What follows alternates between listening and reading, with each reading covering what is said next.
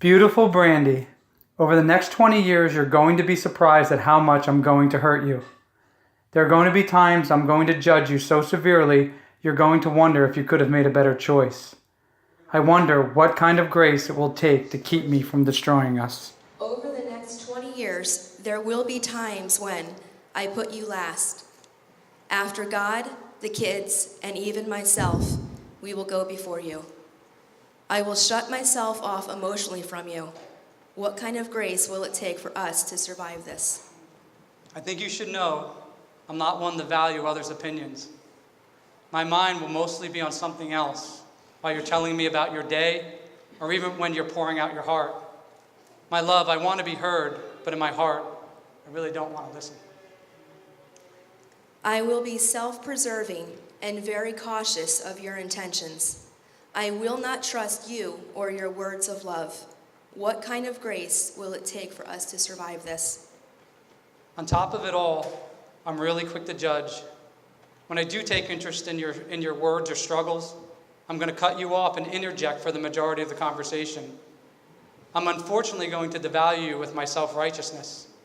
My beloved, over the next 20 years, when times get tough, I'm going to push you out of the way and make you feel like a part of the problem as opposed to a part of the solution. You're going to become Brandi Kiley today. I'm not merely the leader or man you hope I might be. My precious love, I'm going to hurt you. I wonder what kind of grace it will take to keep me from destroying us. My sin of anger will judge you. I'll keep the divorce lawyer commercial in my thoughts after an argument. What kind of grace will it take for us to survive all this?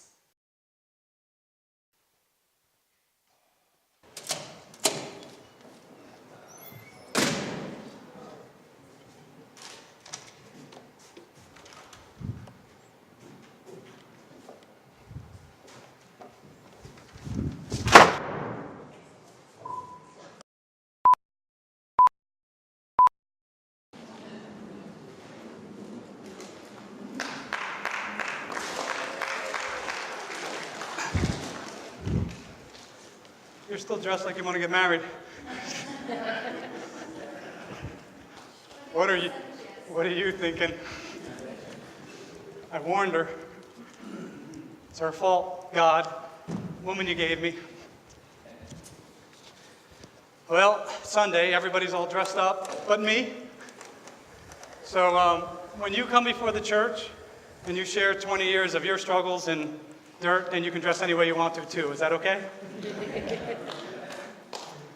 I came in, man. Bro, you were like, oh, look at her, she's so pretty, and he's so dressed up. Then you heard her vows, and now you're like, why are they letting him be the pastor? What are they doing? They have no idea what they're in for. It's easy to come to a marriage Sunday when we're talking about my stuff and not yours. Not easy for me, but I promise if you give me under 59 minutes, we cut worship a little short today. We tried to be quick with announcements so we could have a little more time for message. Something God put on my heart last year to do, and he told me this was the Sunday to do it. And so we're going to talk about a few things today. We're going to talk about my baggage. Have a section on that. We're going to talk about her baggage. We're going to talk about new baggage that you find. And then we're going to build a three-legged stool that has an emotional leg, a physical leg, and a spiritual leg. Is everybody all in? Okay, we're going to put our ADD in our pocket. We're going to get started. Okay. So, Brandi and I are very different people on the fact that we're both very thick-headed, but we are extremely different. Me, I'm like a state-of-the-art stopwatch. I am so punctual, I annoy myself. Literally. If I have to be somewhere, I'm sometimes 15, sometimes an hour early. That's nothing to me. If I have to be somewhere at 9, I'm way up at least 5 a.m. in the morning. And then I'm like, what am I going to do with all this time? And then I start doing other stuff because I have so much time. So annoying myself with my punctuality. My wife, she's like an antique pocket watch. It's beautiful. It's good to look at. It has value. But unless you wind it up, it ain't going to work. So Brandi, annoyingly, 8 out of 10 times, is going to let you down when your appointment is at 3 o'clock, okay? So just plan on being here about 3:20, all right? Give her the Brandi grace. Now, this can cause a lot of problems. So we have 15 years of Sunday morning with her being late and me being extremely punctual. And what happens on a Sunday morning is that Brandi is trying to get ready, And this is the girl on the other side of the door. And that other side of the door is the bathroom door. And I'm on the outside of it, and Brandi's on the inside of it. So Brandi is in there trying to get showered, trying to get ready, and I'm pacing home and coming back every few minutes. Knock, knock, knock. Hey, Brandi, just so you know, it's 9:15. If we don't leave by 5 to 10 o'clock, we're going to be late for church. I'm the youth pastor, honey. Need to set an example. Our kids need to be there for the whole worship. We don't want to be in the way of them walking with the Lord. Okay. 9:30. Knock, knock. Brandi, how you doing in there? I'm almost done. Honey, it's 9:30. You know you still have to brush your teeth. You probably haven't picked out your clothes. I do hear that the dryer is running, which tells me that the clothes are not dry. How long ago were they put on, and are they going to be dry by the time you get out? Just let me, I'm getting there. 9:45. Brandi, it's 9:45. Turn the water off.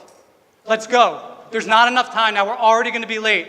It's going to be your fault if we don't get there as a family, and we need to go as a family. You're in the way of what God's doing. You got to be able to do this. You have to be able to take control and shut the water up and do what God wants you to do. 10:10. I'm leaving without you. 5 to 10. I can't believe this. Here we are again. We had this discussion already, and the kids are all going to their separate parts of the house so they can avoid the fight, so they can avoid the argument, so they can avoid the disaster. And what am I doing? I'm taking my baggage. And what am I doing with my baggage? I'm just dumping it all over my family. Just taking it everywhere I can, all over my family. Just kicking it around. Making a lot of noise with it. It's just flying everywhere. Don't touch that. That's a 3-day argument with your wife. Don't touch it.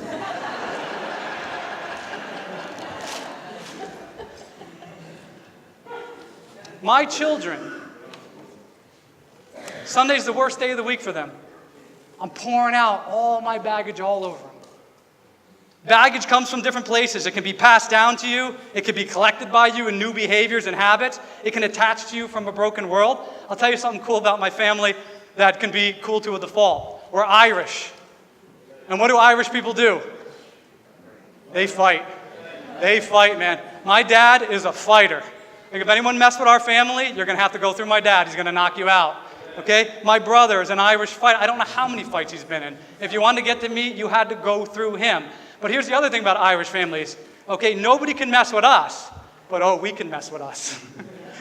So we fight with each other. In fact, most of the time, and even if they're not, they're convinced that they are, we're right. Because Irish people are not only fighters, we're extremely thick. We can live on potatoes for years. We are fine. We can make it happen. So if we're right about something, you're going to hear about it over and over and over until we have the ability to beat it into you that we can bring the change that we seem necessary.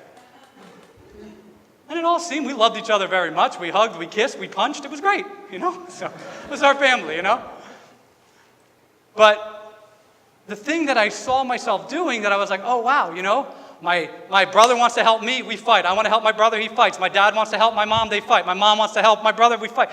We argue ourselves to a better place that never works, and it sometimes even made things worse. But the love was there, the striving for it was there, the care was there, but we usually talked more, not that we were punching each other, but we talked more with verbal fists, not having a better way. So what did I see myself doing? And I said, that never seemed to work. I see it, the care, the love, but it doesn't work. But what do I find myself doing to my wife and to my children?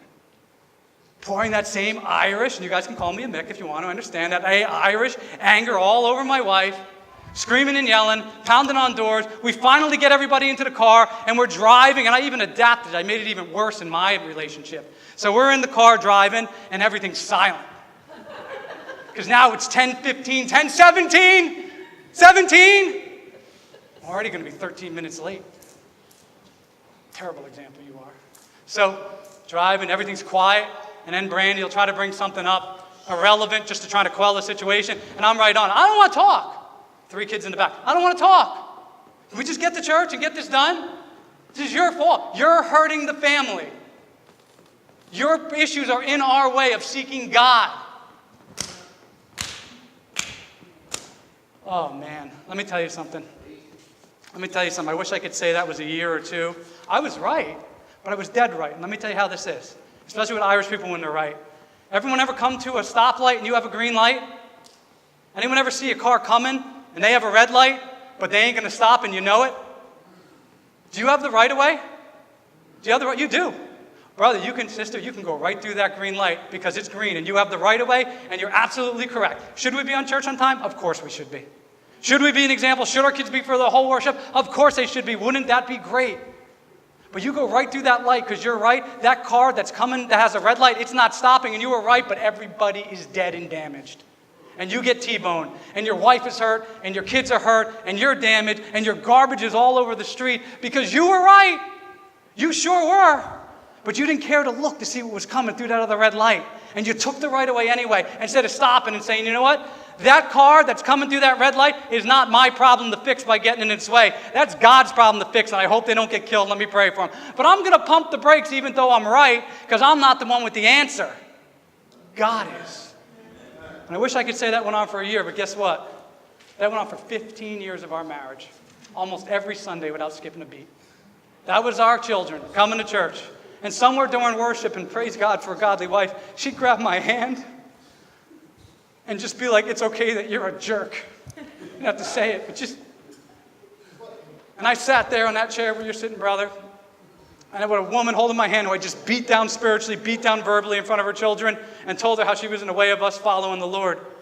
And God got a hold of me one night. We're in one of those 3-day arguments, and if you've been married long enough, you know what I'm talking about. It starts on Friday. It doesn't end till Sunday. And Sunday night, I'm walking around because I don't want to go to work all upset, so I go outside for my walk. I'm kind of kicking in. I'm like, God, I know I have issues, but her. And you know what, God else? I have issues, but Brandi, and but her on. And God says, Steve, you're a jerk. Stop talking. I'm like, he says, I'm taking away the but. It's over. 15 years of it. And it's not that he just talked to me this day. He's been talking to me about it through people and things for 15 years. And he says, there's no longer any but in your life. You have issues because you have issues. You have baggage because you have baggage. I don't want to hear any more buts.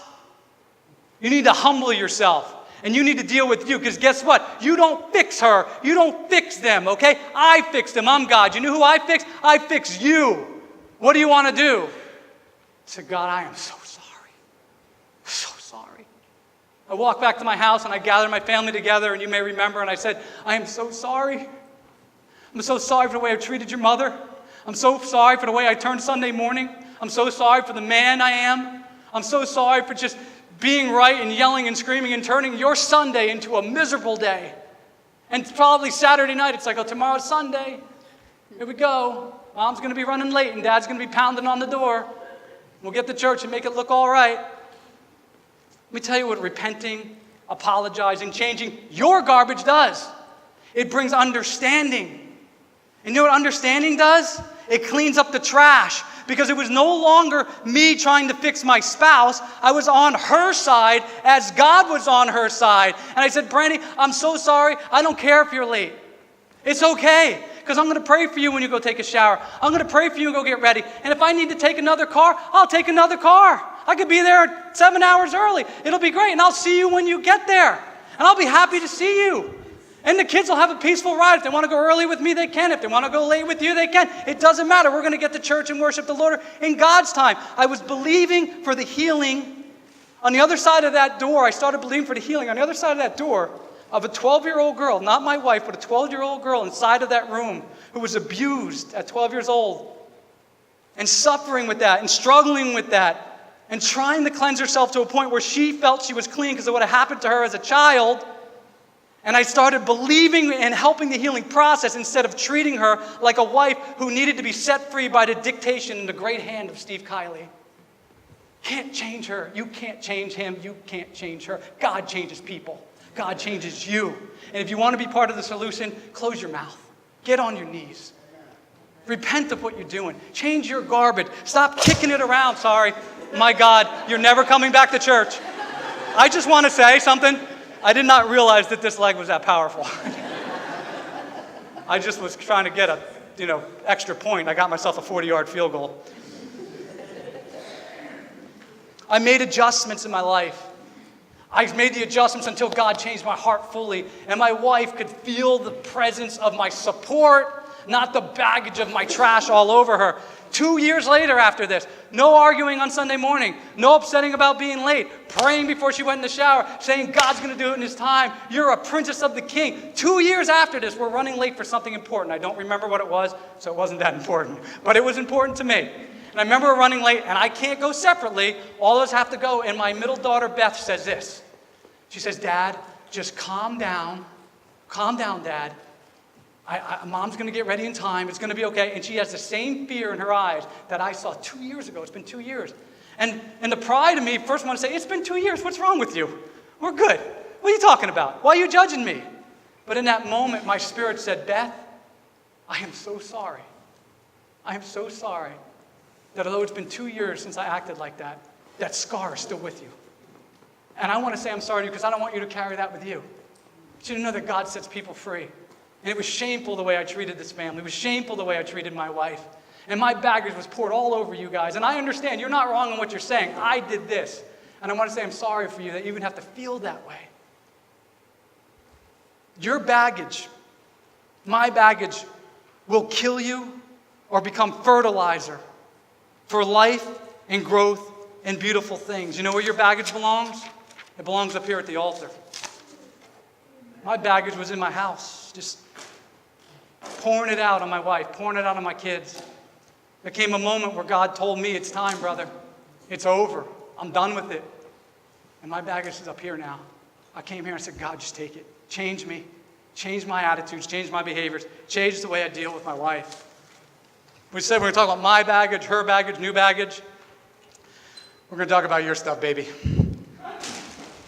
Oh, gosh, woman.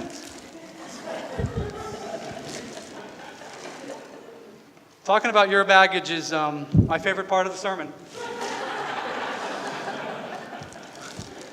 It's more interesting than mine because your parents, guardians, relatives, anyone who knew you all teamed up to make this bag. Brandi's bag had alcoholism, addiction, child abuses, exploitations, abandonment, and countless boxes of broken promises. This bag was full of a bunch of stuff, but the biggest thing in this bag was something called lack of trust. Lack of trust. Our home, big old bag. Oh, honey.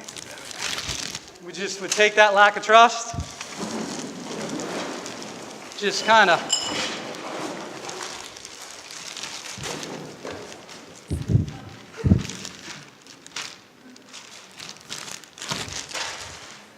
Rebecca Apgar, who cleans this place, is sitting there going, oh my God.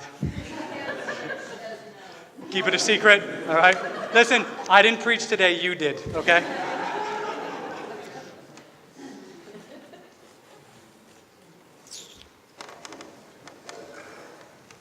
The years of neglect, abuse, and broken promises closed her heart to any hope that our relationship could have a different outcome.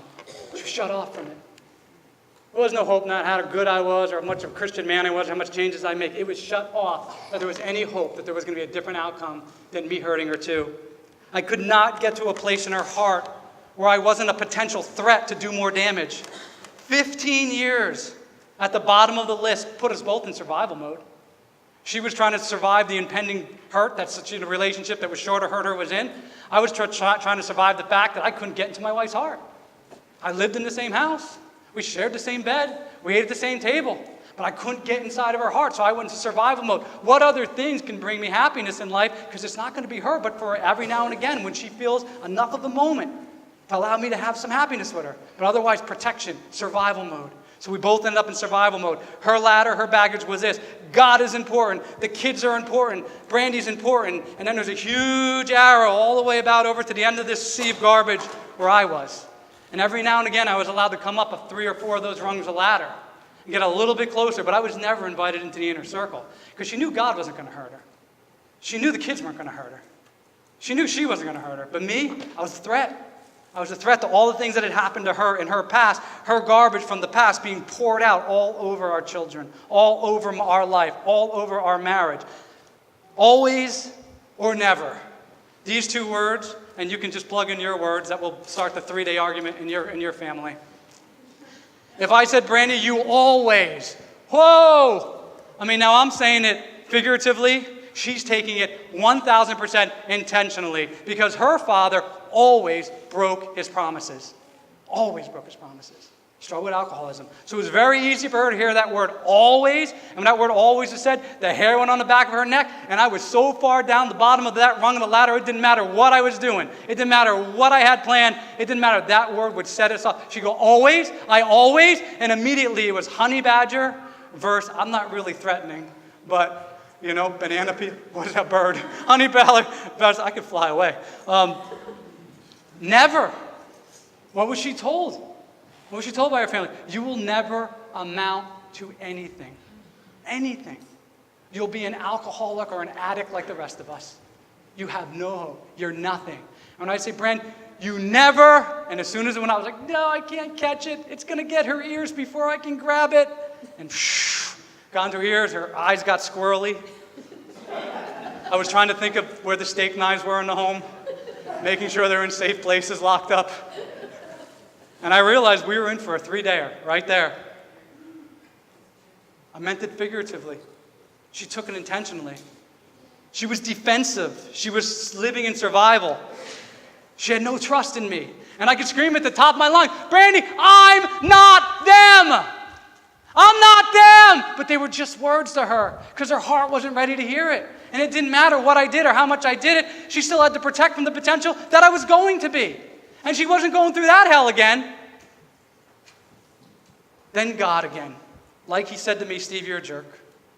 He took Brandi aside and she ended up in the basement of this church one Sunday.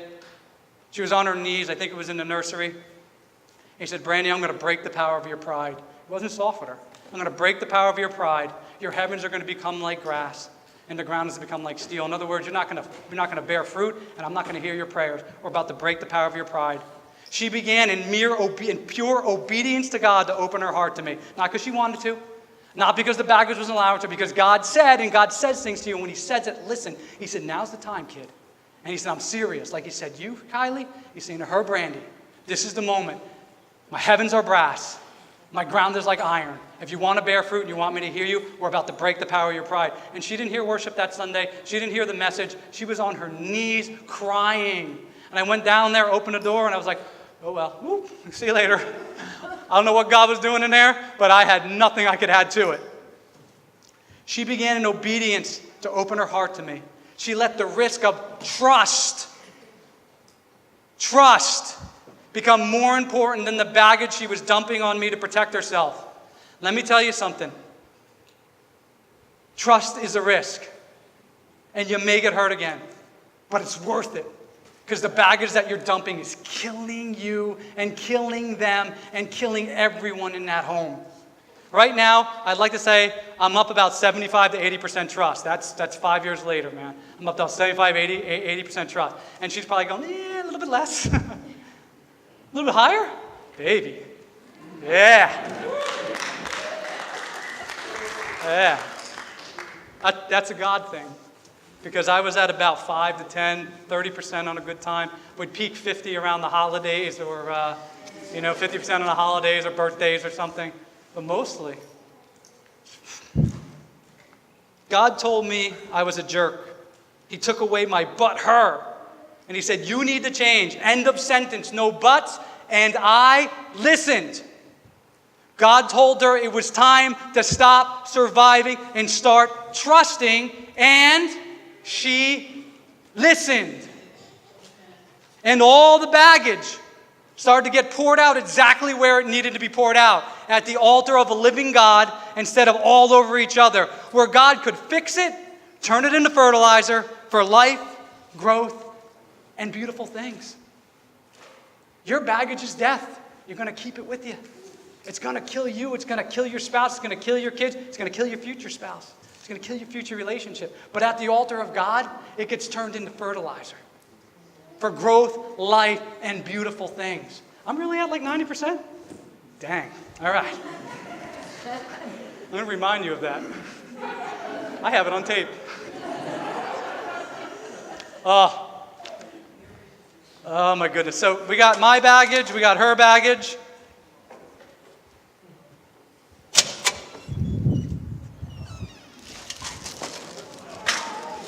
We got new baggage. Hold on.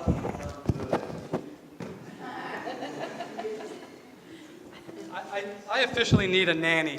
I'm like, all right, okay. So new baggage. I love new baggage, man. Because new baggage is stuff that you didn't come into the relationship with.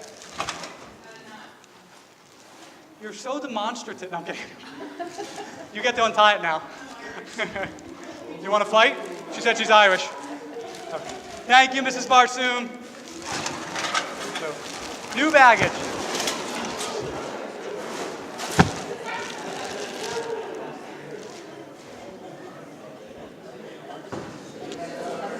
Yeah, I want to say something.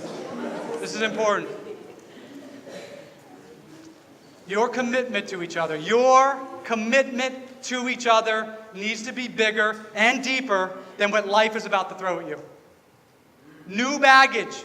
It just attaches itself. It's like rummage sale. It's on sale. 2 bags of baggage for the price of 1 price of baggage. Used baggage, baggage from others, all access, baggage, baggage, baggage. Your commitment to each other needs to be bigger and deeper than what life is about to throw at you. If you're a rookie and you're about to put your ring on the finger, you're a rookie at this, I want you to listen up. This is important. This matters. This is going to make a big difference to you. Commitment is the deepest love. Not Hollywood love. Holy love. Hollywood love is like enchantment. I'm enchanted with you, so I'm in love with you, I want to get married. I'm really not enchanted with you that much anymore, I want to get divorced. That's what it's like.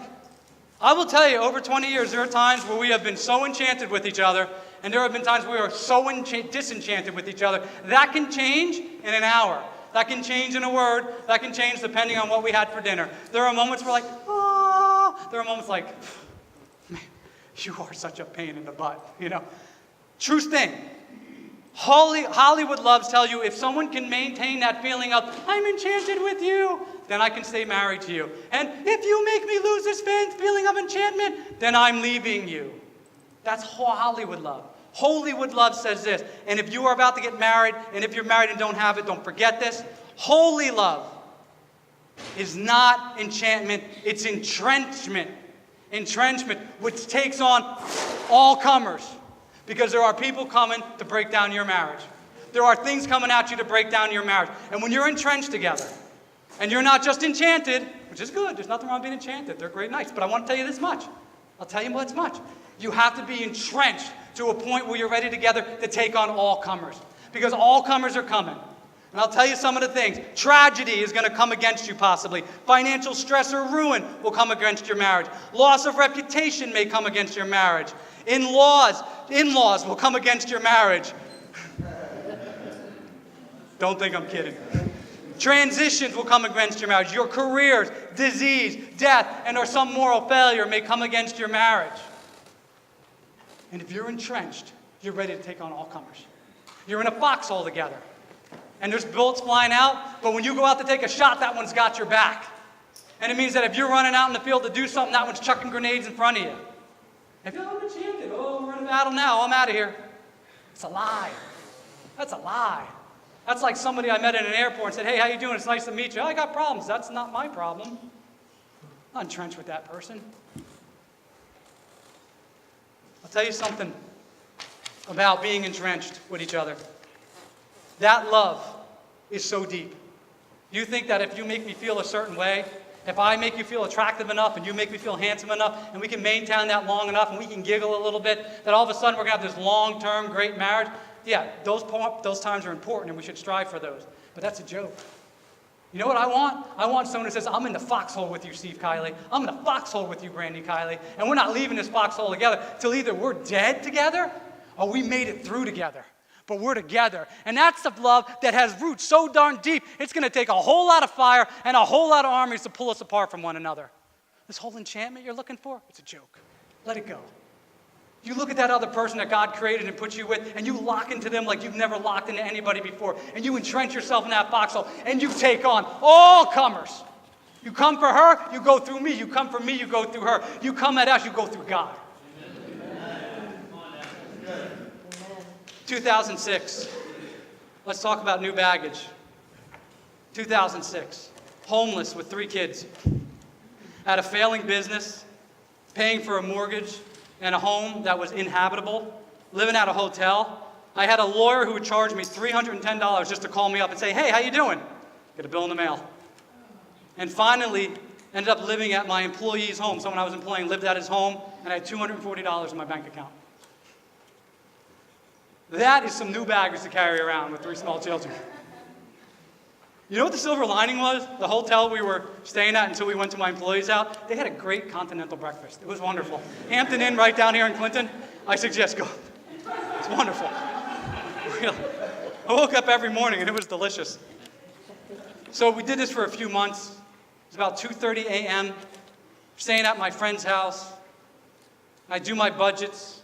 I do my math. And I realize I'm down to $240. Steve Kiley, the business owner. Steve Kiley, when we go out to dinner, I pay for everybody. Don't worry about it. It's good. We go on vacation. We do this. We do that.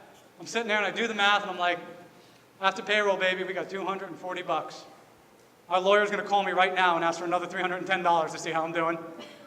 The mortgage is due in 3 days.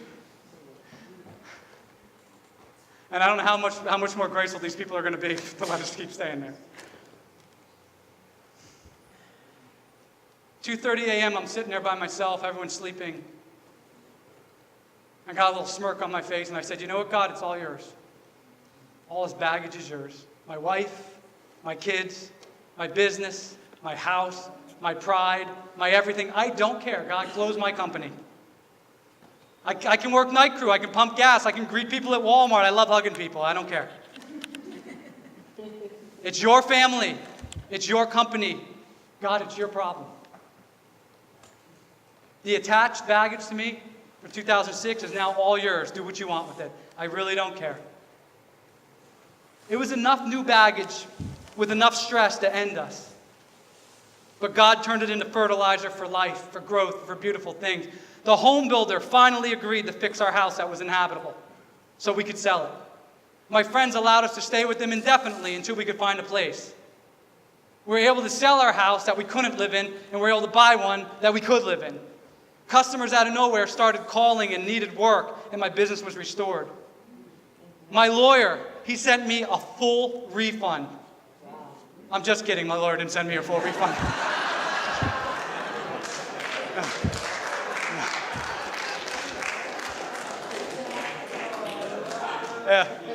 In fact, he sent me a bill for having to send me a bill. It was very odd. So.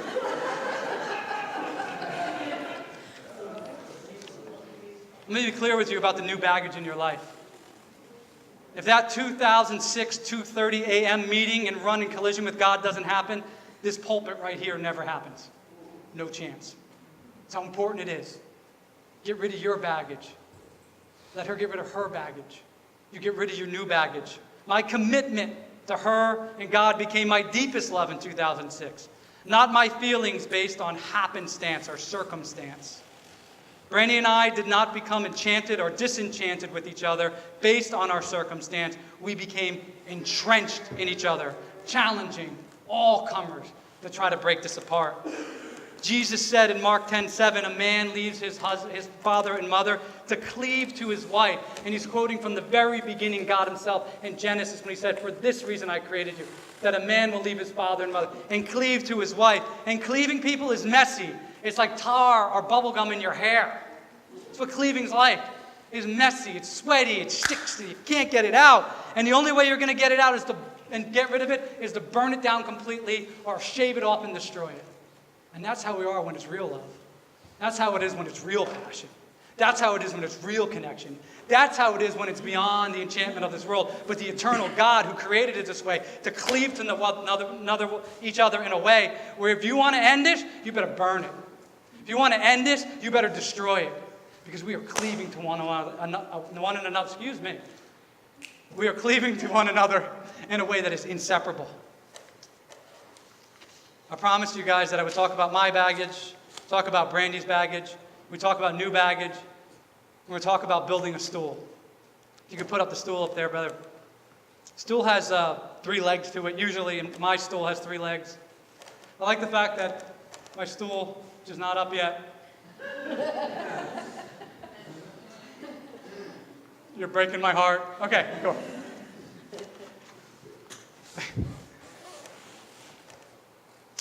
I love the fact that this stool is a little distressed. There's beat marks on it. There's nicks in it. There's chips in it. The stain is a little old. You know, there's probably some bubble gum stuck to the underside of it. I'm going to talk about the first leg is the emotional leg of marriage. Marriage is not a tool for getting what I want or what you want.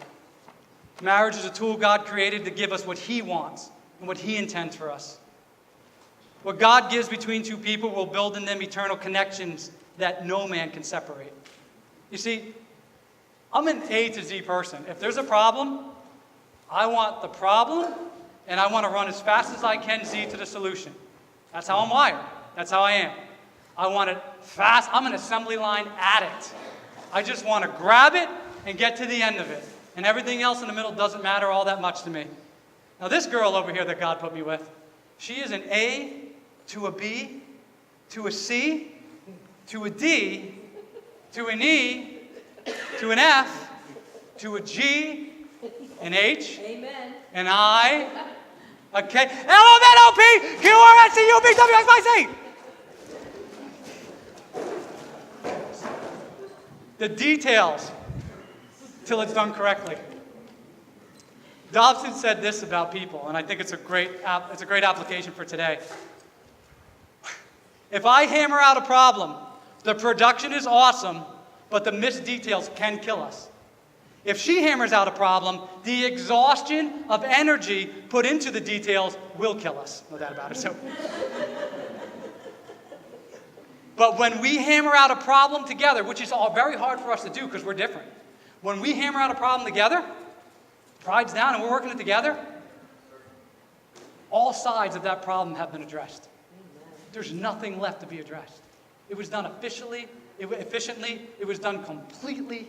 The details are there, the efficiency of time was there, nobody's exhausted. Her way, my frustration. My way, her frustration. Our way, unification. Our way. God's way. If I can listen to the details, and she could skip some of the details, our way becomes inseparable. Becomes like a Chinese thumb. You ever try to pull a Chinese thumb? You can't get it apart. You got to cut it. You can't get it. It's what we're like. Emotionally now connected. Because she's wired one way, I'm wired another way. Understanding is the difference between pride and unity. And we hammer out a problem our way. And all sides of that problem have been hammered out wonderfully. So, I'm on my high horse spiritually, and I'm solving everybody's problem in the world.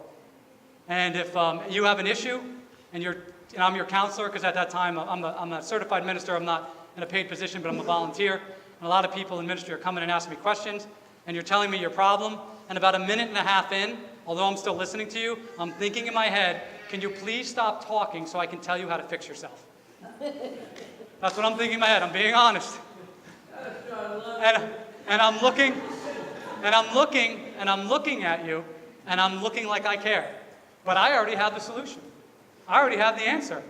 And the minute that you stop talking, you can be enlightened by the great Pastor Steve Kiley, and you can get on powerfully in your life with the Lord. All you're doing for the next 10 minutes is wasting both our time. So God says to me, I'm on a walk, angry at Brandi, started to fight Friday night, didn't talk to each other Saturday. Sunday there's been slight conversation, cordial, and I'm still mad because Monday's coming, I got to go to work angry again. I'm kicking up, I'm off for my walk, out for my anger walk, God, you know. And God says, you know what I'm going to do, Steve? I'm like, let's do something, you know. He says, I'm not going to talk to you anymore. I'm like, he's like, I'm only going to talk to you through your wife. I'm like, oh. I'm like, you are cruel.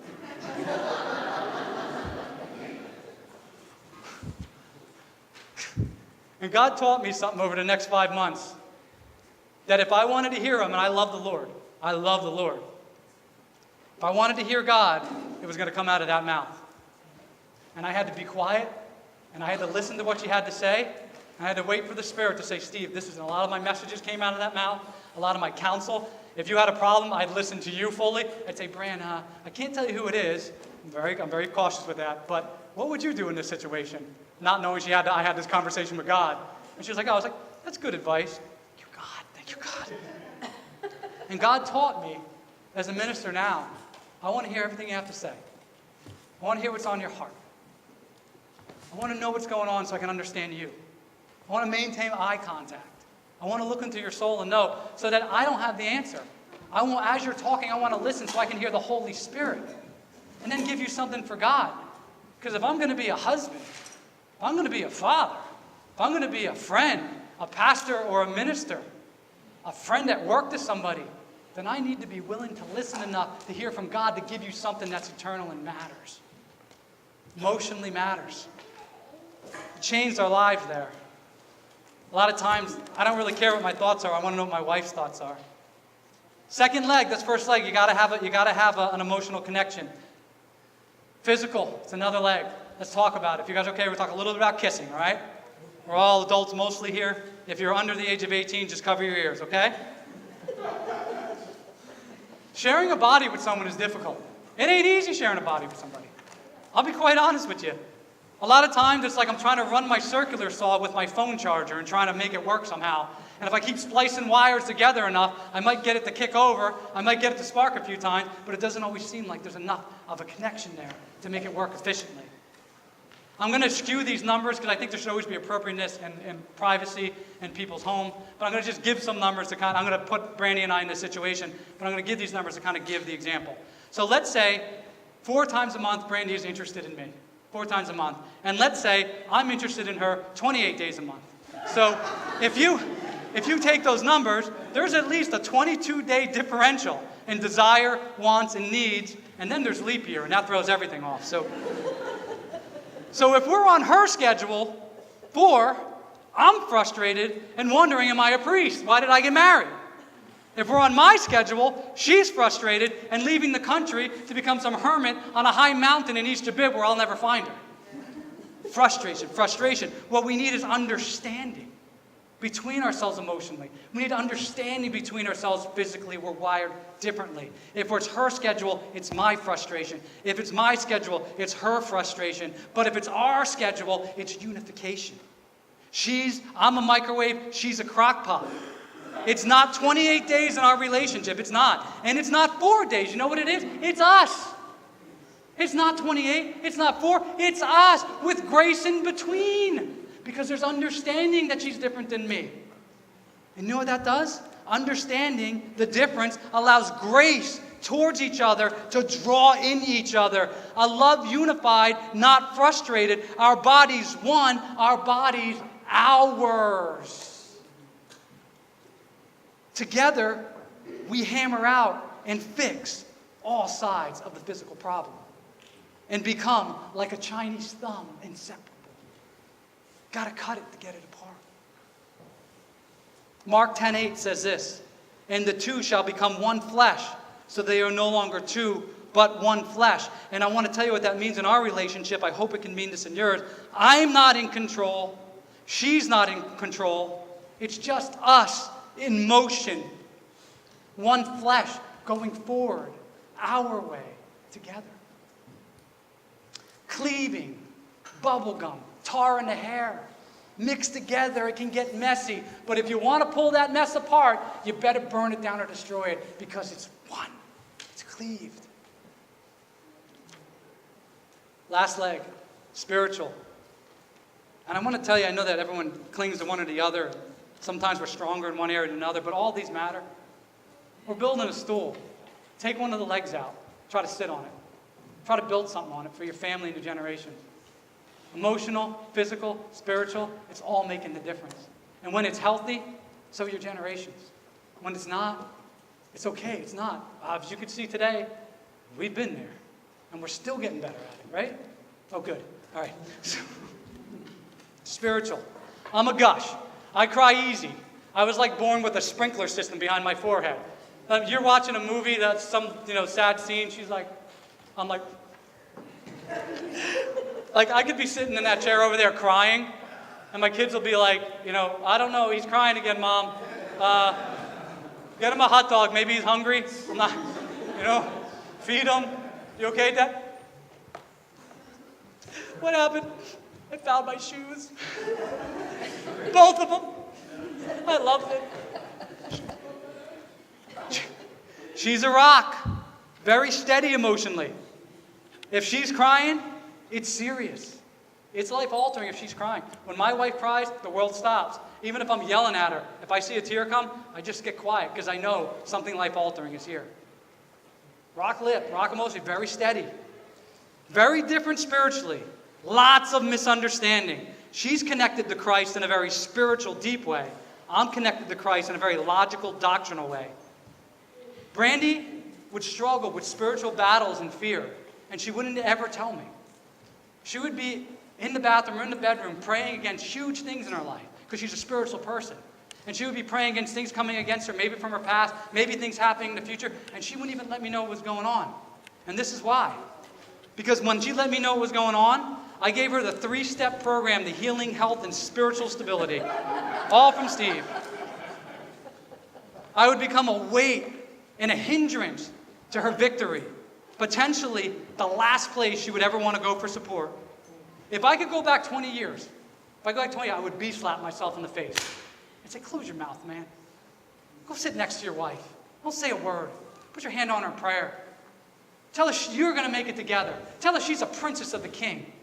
You encourage her and sit next to her. You don't say a word. Quiet yourself. And for 15 years, I offered Brandi extreme pressure and extra gravity to the battles she was already fighting and my infinite, awesome wisdom in Christ. And I really needed to shut my mouth and let her know that I'm right beside you. 2.5 years ago, I'll tell you about spirituality. 2.5 years ago, this wonderful Superman of a Christian would save anyone he can. If there was someone to be witness to, I would be there. If there were kids playing on the basketball, I'd run out to go play basketball with them so they could hear the gospel. If you had a problem, just call me. I'll be there in 10 minutes. I'll pray over you so you can be healed. I'll tell you the truth about what will make you better. If there's anyone who needs a ride, just let me know. Because I am Superman. I can do it all in Christ. All things. And Christ is like, I don't know who you're in, bro, but I'm trying to do something over here. You've been miles down the road a long time. 2.5 years ago, my stomach gave out. And I remember waking up in the middle of the night, sure that I was having a heart attack. I was positive I was dying. And I woke my wife up and I said, Brandi, I'm dying. I'm pretty sure I'm having a heart attack right now. I was 41 years old, 41 and a half. I said, it's over. I was like, I don't know. She said, you want to go to the hospital? I said, I don't think so, but I'm pretty sure what's going on. And this anxiety came on me that I did not understand. I have never dealt with. I have never felt with. People have told me about it, and I used to just kind of tell them, well, if God will get you out of it. It'll be fine. It'll be great. Just keep plugging along. Because if you've never dealt with it, you don't understand it. And when you are all of a sudden enraptured in an ocean of anxiety, and all you can think about is fear of death, and fear of self-preservation, and you go into a fight or flight mode, and you can't get out of that fight or flight mode, and all you do is sit there, fight or flight, fight or flight, fight or flight, and your body, your mechanisms are not working, and they're not calming you down, and you're sure that you're about to die, and there's really nothing you could do about it. There's not a thing she could say that would have made me feel better. She just sat there with me. And over the next 1.5 years, do you know what she did? 15 years, I gave her hell for the spiritual and emotional battle she was going through. For the last 2.5 years, she lifted me. She listened to me. She believed God for me. She reminded me I was a child of a king. Spiritually, we became one. Her spiritual, me logical, us eternal, inseparable, hammering out a problem together. And through that, I was able to get past that anxiety. One time I was coming to preach on the mountain, and all this started up. I was going down a highway, and I'm coming to preach a message to you guys, and I'm scheduled for chapel. And I pull over and I call Pastor Tim. I say, Pastor Tim, I can't go. I'm a mess. I'm crying. I can't stop crying. I'm scared. I can barely drive this car. And he says, do you want me to go? Do you want me to just go preach? I said, just give me 5 minutes. And I tried to call you, Chris, and you weren't home, thank you. And so I had to sit there with just me and God, great. And I prayed, and God said, Steve, why don't you go preach? And that's all I had, just enough manna to get me down the highway. And I called Pastor Jim. I said, don't come. God told me to preach. I walked into the Teen Challenge. I walked into where they make the food. And I just started kind of crying in the corner and praying for just a second apiece. God, just give me 3 seconds apiece because I'm fight or I'm flight. And I can't even think straight. And I know you want me in that pulpit. But just give me 1 second apiece so I can get my thoughts together. And they stopped with their 3 worship songs. And they're like, hey, Pastor Steve's here. And everyone's like, yeah, Pastor Steve. I took a deep breath and I walked out there and I touched the pulpit and everything got quiet. Everything got quiet. Everything got silent. Everything got peaceful. And you were the first brothers to lay hands on me, and I told you everything that was going on. You were the first brothers to lay hands on me. We started kicking back the enemy. Amen. And when someone comes and tells me they're struggling with depression or they're struggling with anxiety, I can look at them from a whole different place, not of dictation, but of need, and say, you know what? I wish I had a lot of advice for you, but I just want to take your hand, and I want you to know something. We are going to get through it together. It's just that simple. We're going to win. You want to pray? We'll pray. And if the Lord has something else to say, He'll tell me. Physically, emotionally, spiritually, you got to have all 3 if you're going to be married. Cleaving, messy, tarry, all in the hair. If you're going to get it out, man, you're going to have to shave the head. You're going to have to destroy it or burn it down because it's one. It's entrenched love. I'm going to close tonight with a story of close friends of mine who we both lost in 2017.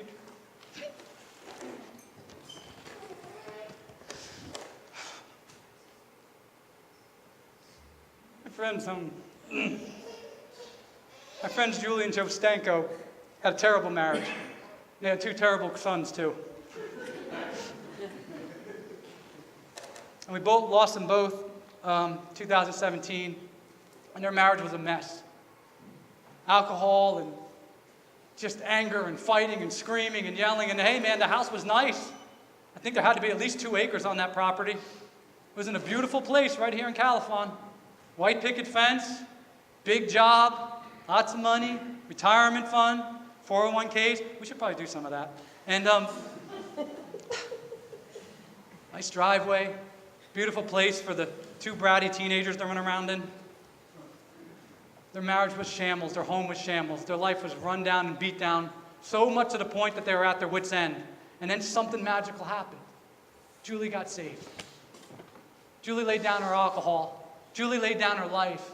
Julie said, I'm dead, and it's Christ that's living. And she chased her husband around the house with the Bible until he wanted to strangle her. He said, there was one time where I feel like I was telling her, just, I don't want to hear about your God or your Bible. I'm great that you're not this alcoholic anymore, but I don't care. He says, I ran up the stairs, and he says, I think I even spit at her. I even spit at her and said, take your Bible and get away from me. And he felt so bad about what he did that he agreed to go to a Christian concert with her that night. This dumb Christian concert with you. Went to this Christian concert, and that moment, when they had that altar call, he says, I need what she has too. I need what God has too. And he got saved that night. And I want to tell you something about that marriage that was about to fail. That marriage that was about to be destroyed. That marriage that was about to end. That marriage that was put back together changed generations. Because without that marriage being put back together, I'm not a Christian today. I'm not a Christian today. And a lot of people here that have known Julie and Joe Stanko will say that they wouldn't be Christians today either. And their marriage is so powerful because it changes generation. And I'm going to say this. We're going to close with this. Brandi and Steve's garbage is right up here at this altar. It's where it belongs. Because if it's at our house, it's going to kill us. But if it's at this altar, guess what? God can fix it. He can turn it into something that can grow beautiful things. I'm going to invite you guys. You can come play the guitar. I'll just invite you guys to do something in response. Brandi and I have a good marriage now. It's not excellent, right? It's a good marriage, peaking towards excellent. Sometimes, you're in distress. Sometimes you're newlywed. Sometimes you're in crisis. Wherever you find yourself, sometimes you're in a good marriage. Sometimes you're in an excellent marriage. Wherever you find yourself today, this is the altar call. I have Brandi come up here with me too.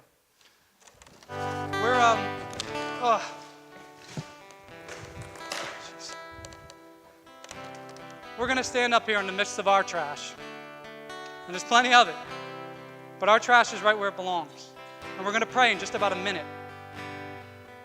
But if you want to respond today and you got garbage that you need to drop off here too at this altar, you can come up here and drop it off to us in prayer. We'll stand together up here as couples. And maybe your spouse isn't here with you today, but you want to come up here and drop off some garbage as well.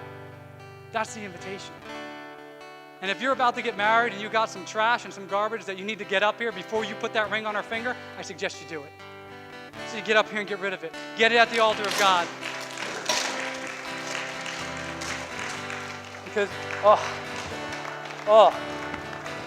Because here's the deal.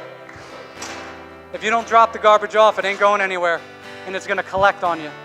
You bring it to the altar of God, He's going to turn your beauty into ashes, your ashes into beauty. That's the Lord that I serve. He's living. So I'm going to give about a minute. And if you feel so compelled, grab your spouse, girlfriend, fiance. Give about 1 minute, and then I'm going to pray. And by doing this, I want you to know that you're about to change generations. The fact is that because Brandi and I brought our garbage to the altar of the living God, God's going to change the world. That's simple. And when you bring your garbage to the altar of the living God, He's going to change the world. So I'm going to close my eyes for about another 30 seconds. And you're welcome to come stand in our garbage.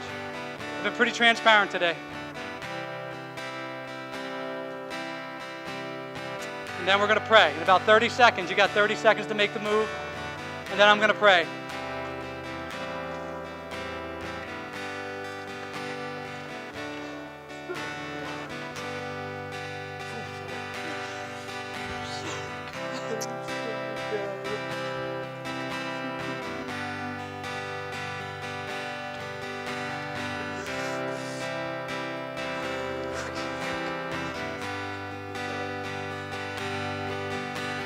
Jesus.